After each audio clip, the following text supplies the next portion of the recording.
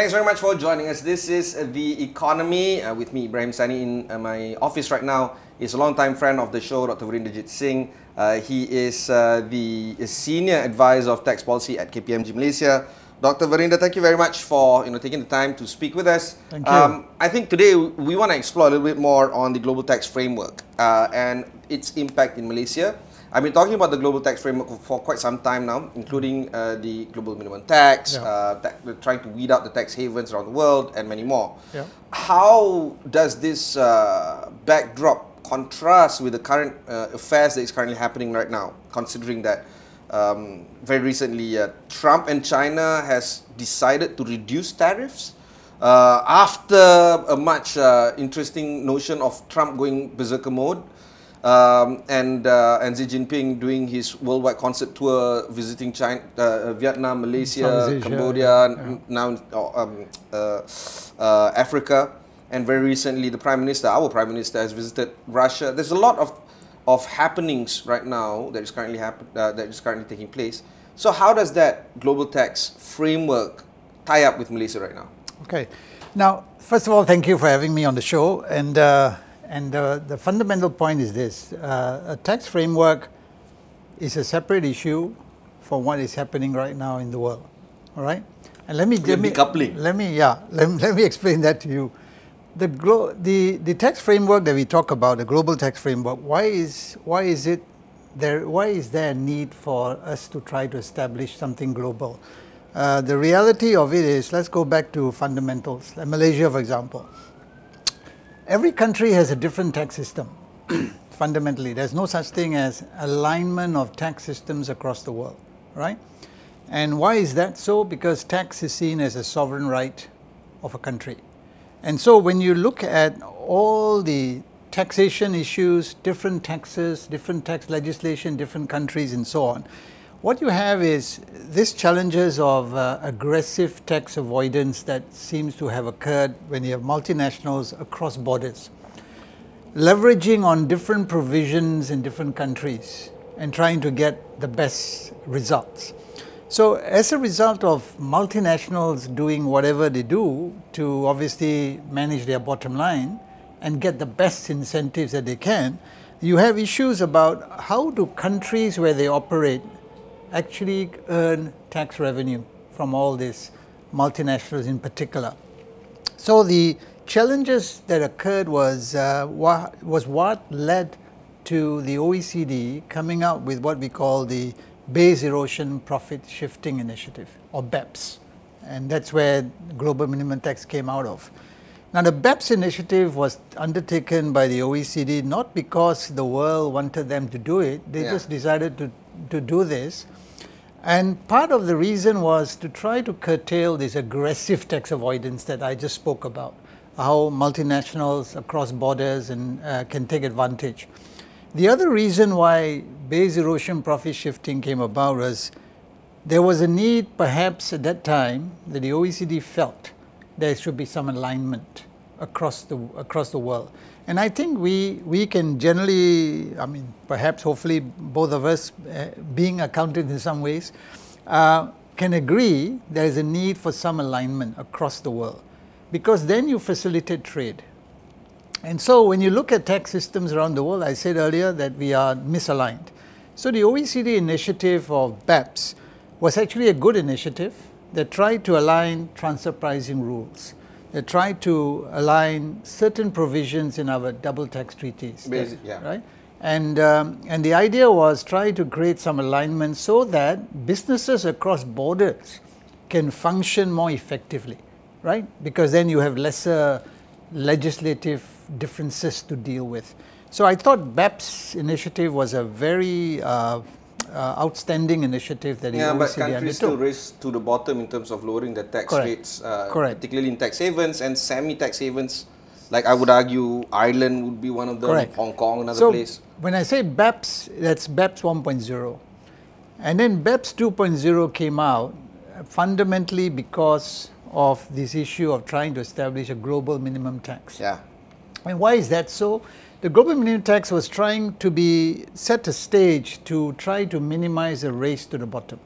Now, race to the bottom simply means that countries, in particular in the less developed world, in the developing nations, Malaysia being one of them as well, lower their tax rates and give lots of incentives. We are well known for pioneer status, so is Singapore, so is many other countries in Southeast Asia. So this race to the bottom has created leveraging issues among multinationals. They can leverage one country against another. For example, I can move out of Malaysia and relocate in Vietnam if you don't give me a very favorable tax rate or tax incentive. So that is why the race to the bottom doesn't add value to less developing countries, right? And so the OECD's initiative on BEPS 2.0 on global minimum tax was supposedly intended to give more revenue, tax revenue, to the less developed countries. Yeah. Right? Well, at least in theory, I don't know whether... In theory. So you find theories, lots of studies going around which seems to, some of them debunk this particular issue. Some of them are neutral on it because data is actually one of our biggest issues, that the adequate data is still not there. And of course, voluntary data as well. Yes. Not many tax jurisdictions want to share everything. Yeah. So but right. I understand there's a lot of graphics that we can share throughout this conversation. We can. And fundamentally, what I wanted to perhaps, for the audience as well, look at the fact that has there been global international cooperation in the area of tax? And there has been. So one of the slides that perhaps we can so let's now look at the role played by the OECD and the United Nations. Yes. Let's pull it up on the screen right now. Yes. So Dr. Veerinder, why don't we go through this particular slide? Yes, correct. So this slide is basically telling you about what is it that the OECD and the UN have done so far, right? And so when you look at the OECD, remember OECD is known as a rich man's club, where all developed countries are members. The developing countries cannot be members. So the issue here is about what have they done. They've actually come out with what they call a Model Double Tax Treaty Convention, which Malaysia adopts as well in part. Now on the other side of the UN has also got a tax committee, and they've also come out with a model double tax agreement format. So there are two different models: OECD model mainly for developed countries, and the UN model mainly for developing countries. And the distinction is fundamental. In a developing country, you would say, I will tax whatever you earn from my country, so source. Whereas in a developed world, you talk about, I will tax you where you are resident. So that's the fundamental difference. But a lot of the other provisions have got similarities. So we have that. The second thing that perhaps we can say in terms of what the OECD has done is actually came out with the transfer pricing guidelines, which have been fully adopted by Malaysia and many other countries. So that has been a very great contribution in terms of bringing transfer pricing to the fore and becomes a major issue. The other thing that you can see on the slide is this thing about the Global Forum on Tax Transparency and what they call it, exchange of information. EOI is exchange of information. That has been set up by the OECD, and that I think helps every country because it's a forum where you can discuss issues, and it's also exchange of information has already started. Tax information among countries started some time ago. Your point earlier was about, is it fully, are you sharing all the information? That's a moot point, all right? But there is some element. The other aspect is they've also set up a forum for harmful tax practices, and this refers to the tax incentives that we talk about. They have had discussion the last 15 years on this. So there's a forum where countries developed, get together and talk about what can we do better. My problem with this is that OECD is not fully representative of all the markets that needs to be present. Agreed. Especially some fast-growing markets in the African nations, for instance. Some members are in Asia. I understand that I think Indonesia is part of OECD, if I'm mistaken. They've applied. They've applied, yeah. And you know, for a market that is the fourth largest, highly most populated nation, and they're not there, I'm not too sure India and China is there as well. It's just a bit bizarre, isn't it? Yeah, because the idea is you have certain criteria when you reach developed nation status. So why not we And create so a that's where whole it gang is. of ourselves? Let's call it the Global South Cooperative Development Corporation. There is a Global South initiative, and there's also something called the South Center based in Switzerland as well. So South tapi based in Switzerland. Yes, very interesting, and funded by many developing countries. Yes. All right, and I found out that in What's wrong Malaysia, with KL? Malaysia also funds it.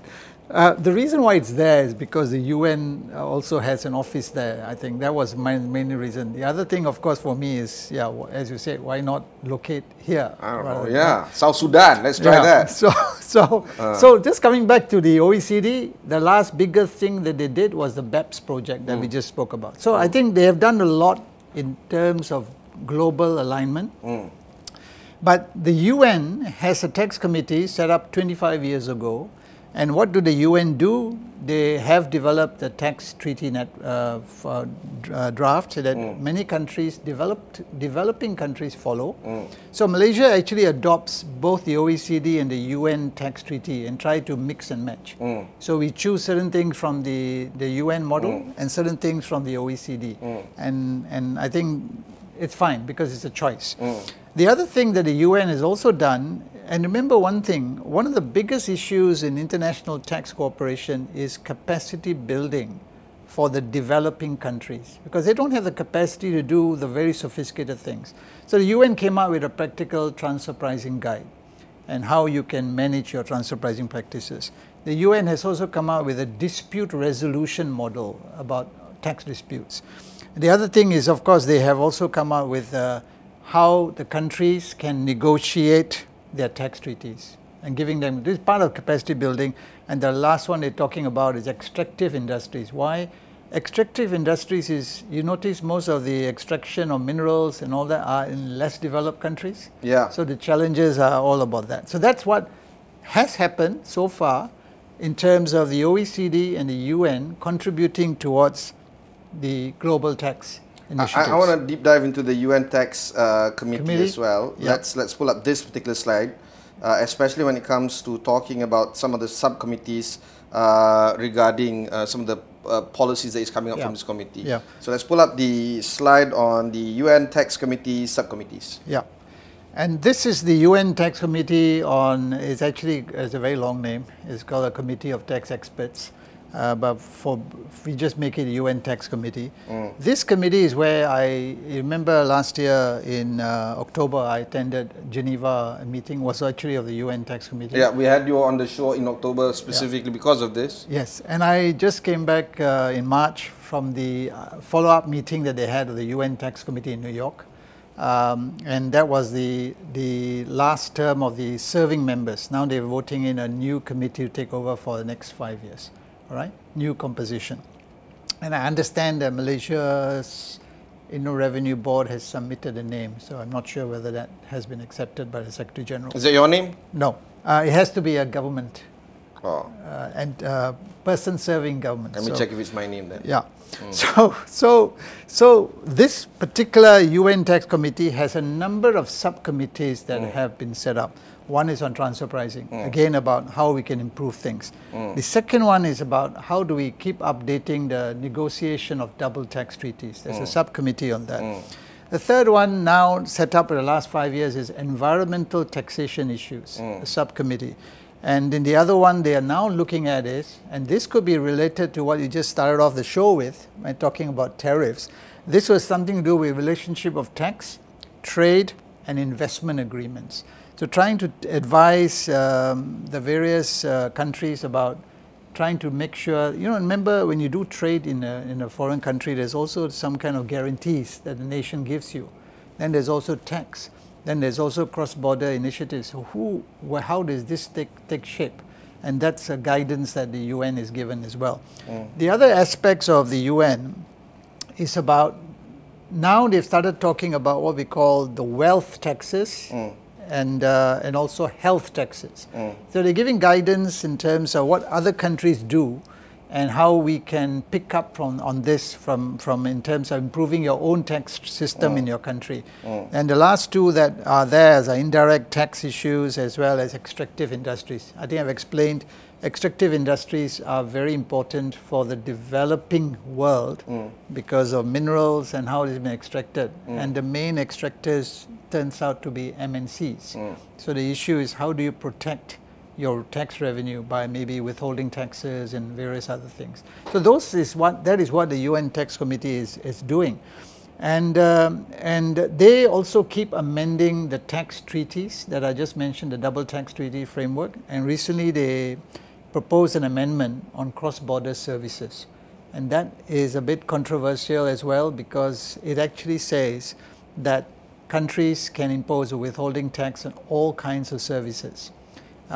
Good for the developing world, but not so good for the business world, because multinationals will now be caught up with what you mean if all services, you actually have a wide range. It's not management services. Yeah, of course. It's not royalties and so on. Yeah. So that's how the UN actually has been functioning. So the question that arose is about, are you required to enforce whatever the OECD says and whatever the UN? You're not. So in the end of the day, there's no penalty for not enforcing. No penalty. So at the end of the day, and there was no pressure for governments or other markets to impose that kind of one particular market to actually follow as well. It's a guideline. It's a guideline. So therefore, I think it's a good menu system that you have. You can pick and choose certain things. But I don't see any upside on any market trying to comply with it. No, there's no upside, but the developing world has an upside, because they impose some of these withholding taxes. They hope to collect revenue, right? But if some countries don't, then you do have leveraging, right? So if a developing country like Vietnam says, no, I will not impose a withholding tax, Malaysia imposes, then one market will definitely automatically become much more attractive than the other. Yeah, business. So those are the challenges that we see in terms of this particular aspect. So one of the things that I did slightly before doing this show is I tried to find a chorus of voices that has come on the show talking about global minimum tax, for instance.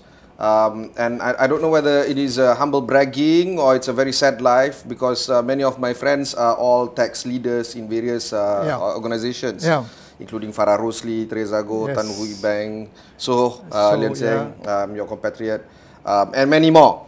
And at that point in time, they were all excited and they were all optimistic and enthusiastic about the global minimum tax.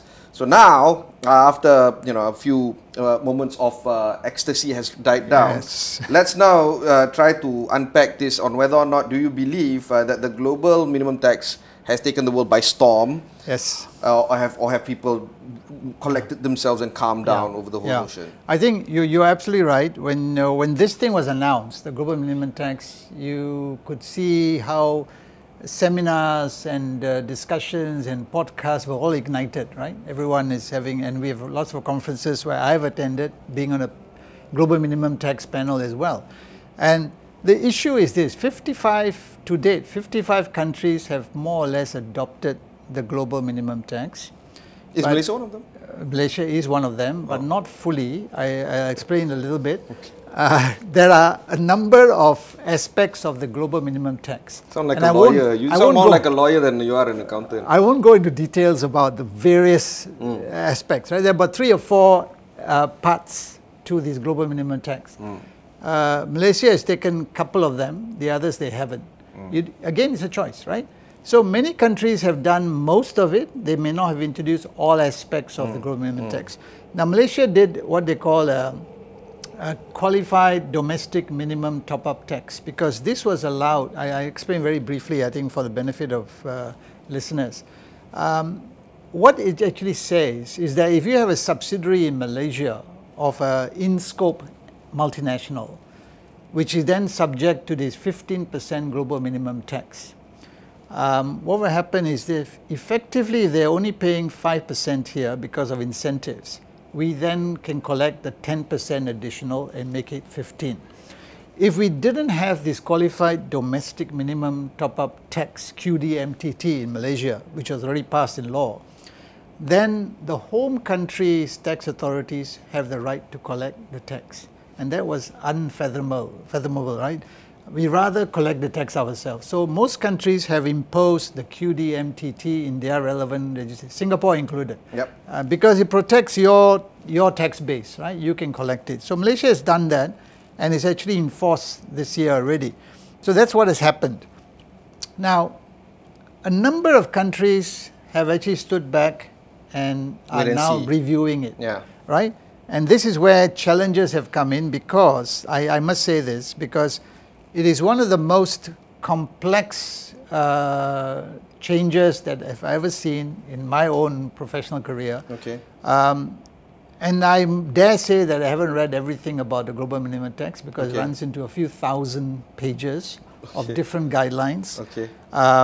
So my esteemed colleagues in the profession obviously have got themselves on board. Yeah. But it only affects perhaps a few thousand MNCs in the world, because the scope is the 750 million euro threshold, revenue. Yeah. But the idea of the OECD was eventually to lower the threshold so that more will be covered. Something but that like hasn't our happened. own tax rollout here. Yeah.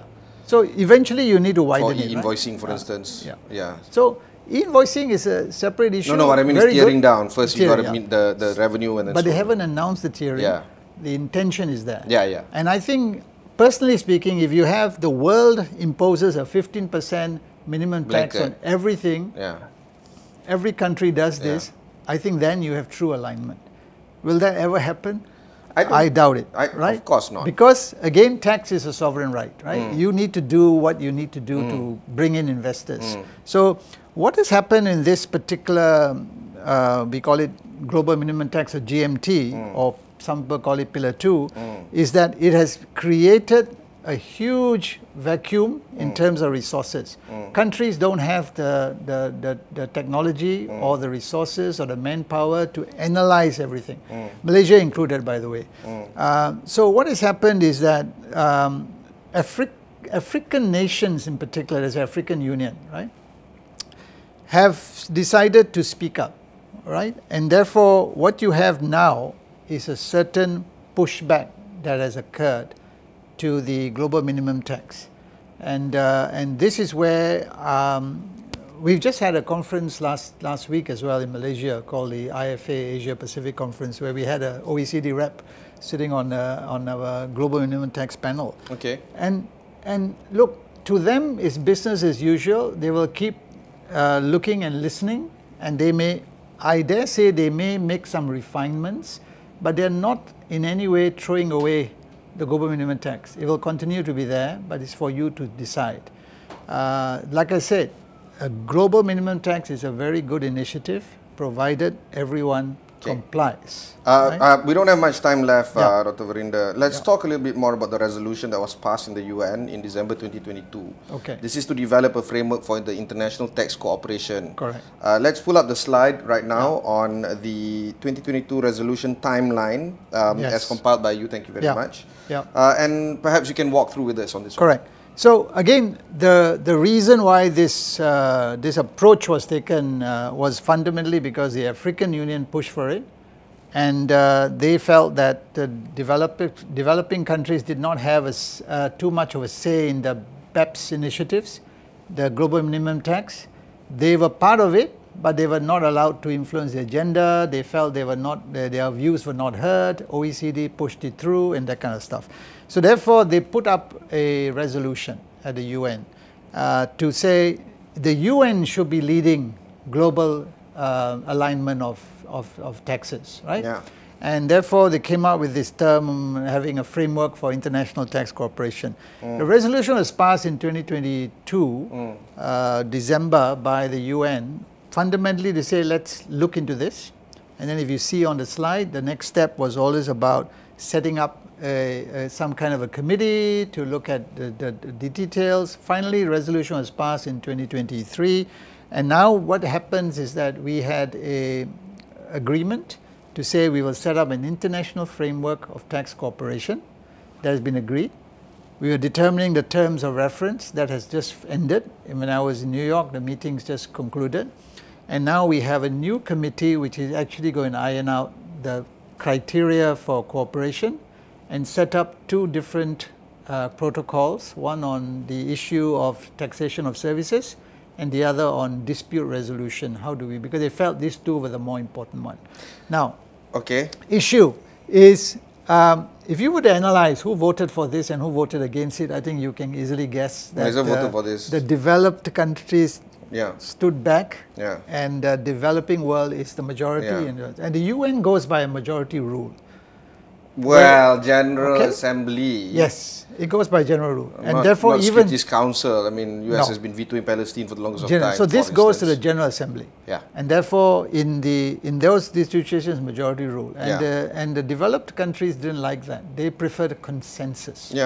And OECD works on consensus. Actually, it means silence means you don't object, right? So that's what they work on. So, but the issue here is about, will the voices of global South, global North all be heard? And this is the challenge. But I think the UN is the right body to perhaps do this. Where do you think Malaysia's stand is when it comes to the international tax cooperation, tax equilibrium and equity across the board, and perhaps how does ASEAN intend to stake our claim in terms of trying to push our mandate forward? Okay, so I was invited earlier this year to speak at the ASEAN Forum on Taxation in KL. And I was asked to share specifically on these developments at the UN. And I made some comments, but unfortunately I found out that the ASEAN Forum on Taxation is simply a forum to share knowledge. It doesn't have... Sharing session. Yeah, sharing session. It doesn't have the policy aspects in terms of dealing with it. Now, I'm of a strong view that ASEAN needs one voice, a coordinated voice when it comes to taxation. So when you look at the Base Erosion Profit Shifting Initiative, BEPS, where was the ASEAN voice? It actually wasn't there. When you now look at the Global Minimum Tax, where was the ASEAN voice? There wasn't. Anti-global minimum tax voices came from African Union, and also there is a platform set up in South America led by Colombia to actually develop what they've, similar to the African Union, a pushback. But ASEAN can do better, and I believe, and given by what you started the show with in terms of looking at trade and so on, taxation is very much connected in some ways, because trade means making it easier for you, whether it's a flat rate or whatever, whether it's low tariffs.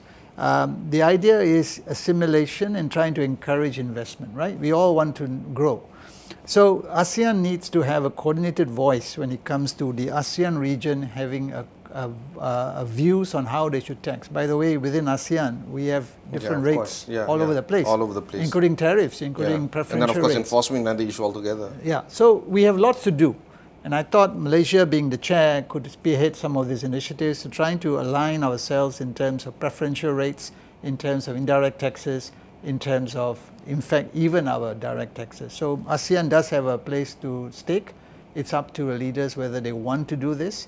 And even in the UN, when these resolutions were going on this global cooperation, only the foreign ministry officials were there, none of the tax policy guys. So in the end of the day, sometimes it's about our lack of capacity as well, resources, so we can't send everybody, and you leave it to the foreign ministry officials to vote on tax issues. It's a dangerous thing. But anyway, I certainly hope that ASEAN will move in this coordinated fashion going forward, because taxation affects everybody, affects every country, and so why can't ASEAN have a united stand on this in some ways?